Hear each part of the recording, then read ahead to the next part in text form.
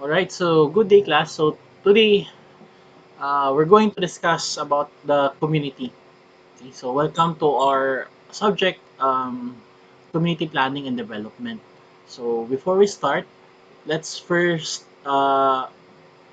define what a community is. Okay, so this is taken from one of my submissions for my doctorate course in technology education. So I'm currently taking my doctorate for this one. So the paper that I wrote is an insight on the concept of community and community development in a national context, an analysis of the stymied situation of the Philippines. So let's read. So what is a community?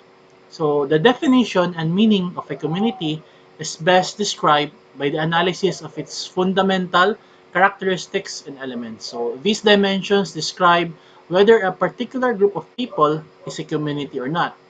So, for example, it's a group or set of people.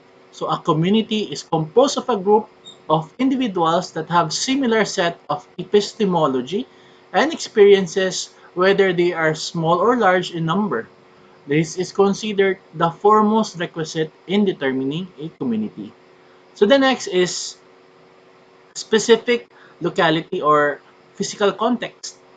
Community is considered as a group that is territorial in nature, thus they exist in a particular location or locality. An example of this would be the indigenous peoples in the Philippines. Then community sentiment. So a group of people within a specific physical context is not enough to form a community. So this refers to the feeling of belongingness of each individual in the group. So the next is naturality. So this refers to the natural formation of communities of community sense, since it is not a man-made or legal context in general. Then permanence. A community is not the same as a crowd or association, since it is composed of individuals living permanently in a territory that is definite. Then similarity. Members of a community share a common background, language, culture, and traditions which are passed from generation to generation. Then wider ends, the association of a community is not only to achieve a singular purpose or end, but a variety of ends. So, total organized life, a community is considered as a miniature society that includes all aspects of social life. Then, no legal status. A community is not a juridical entity since it is not created by national law. Then, the size of a community. A nation is considered a large-scale community, while a village is a small community, but both are essential for human life. Then, concrete nature. A community has a concrete nature since we can visualize its existence in a particular locality. So, in essence, a community is not an organization, building, or place. It is not also an exchange of information in the internet. The principal definition of community is that it is a set of relationships between people and a feeling. People maintain and form communities to meet needs that are common to them. In general, a community is all about people. So these are important concepts, class, that you need to familiarize in order to know what a community is. Okay. Then let's head to the analysis. What is the meaning of development? So development has plenty of meanings because it could refer to a variety of things such as infrastructure, science, resources, and the environment. So an architect, I wrote this, okay, I'm the one who wrote this. So as an architect, I'm more familiar with development in the dimension of infrastructure. There is a coherent link between infrastructure development and the wealth of a nation. Most developed countries have significantly superior infrastructure compared to developing nations such as the Philippines and other emerging economies of the 21st century. Examples of such developments are railways, bridges, airports, seaports, terminals, dams, irrigation facilities, and power generating infrastructure, to name a few. So there is a similar term called public infrastructure or works, which require significant capital expenditures from the governing body of a nation, including infrastructures with massive scales like assets concerned with transportation, network of utility like power lines, gas lines, and water lines, networks concerned with the extraction of resources like pipelines and offshore platforms, and assets which addresses social needs like schools, penal colonies, and hospitals. So evidently, infrastructure development fall within four broad categories. So these are newly developed uh, projects, the redevelopment of facilities which are existing through rehabilitation or reconstruction, the scheduled maintenance of infrastructure in their operation, then the procurement of projects which aim to improve the productivity, efficiency, and lifespan of facilities through the modification of its operations or management.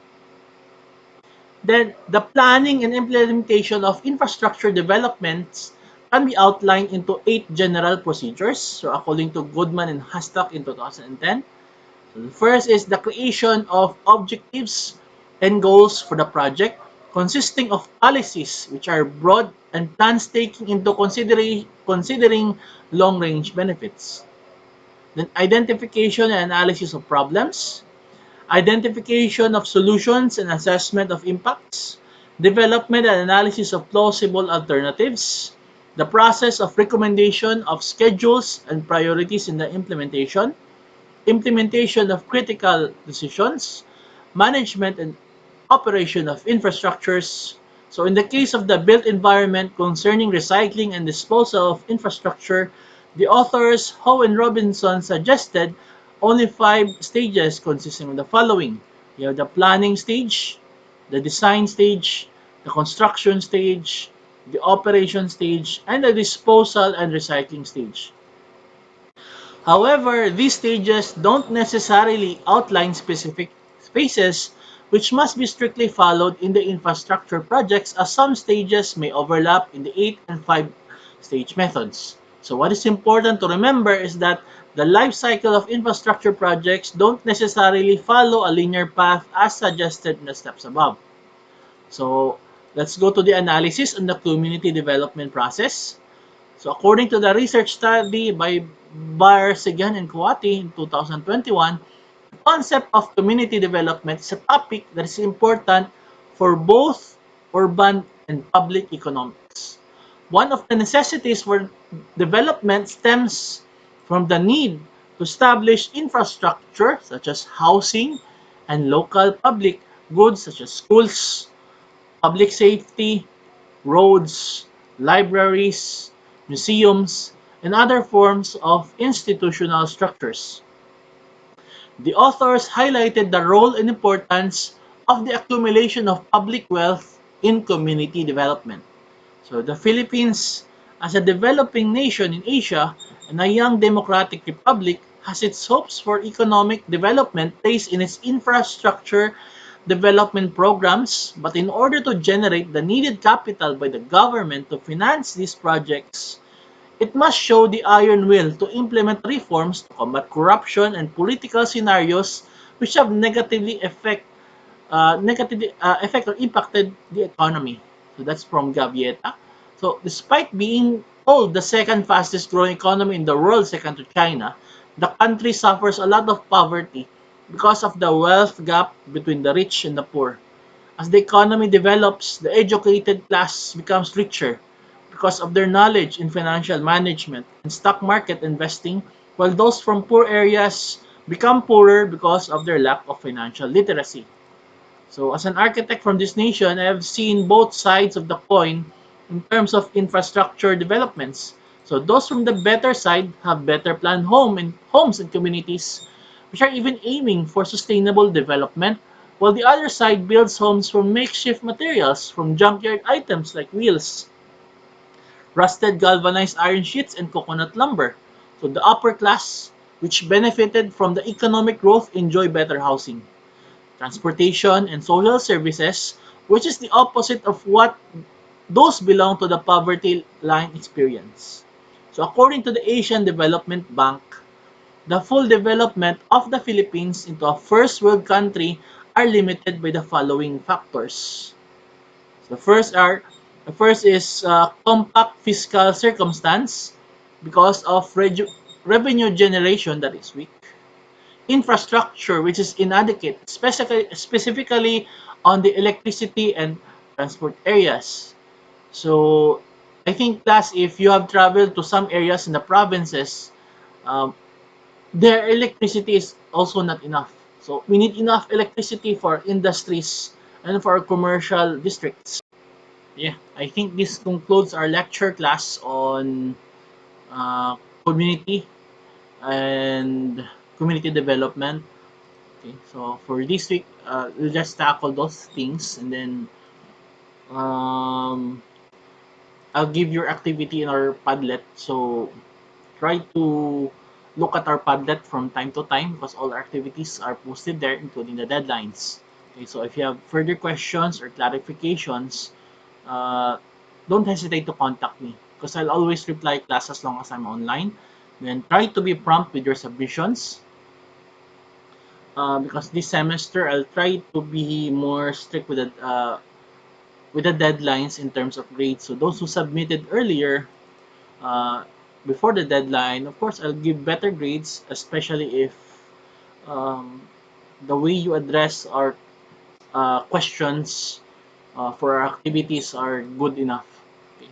So try to be open-minded and in our activities. Okay. Just write the idea that comes in your mind. Okay. So try to explore and read other sources also, not just limited to my lecture. Look at other sources as well. Okay? That's really important in learning. And if you find some things in my lecture that um, are conflicting to your ideas, you could write about that as well. Okay. And if I find that you have a point, of course, I'll give you a very good grade in my subject. Okay. So I hope class that you stay safe. Then see you next meeting.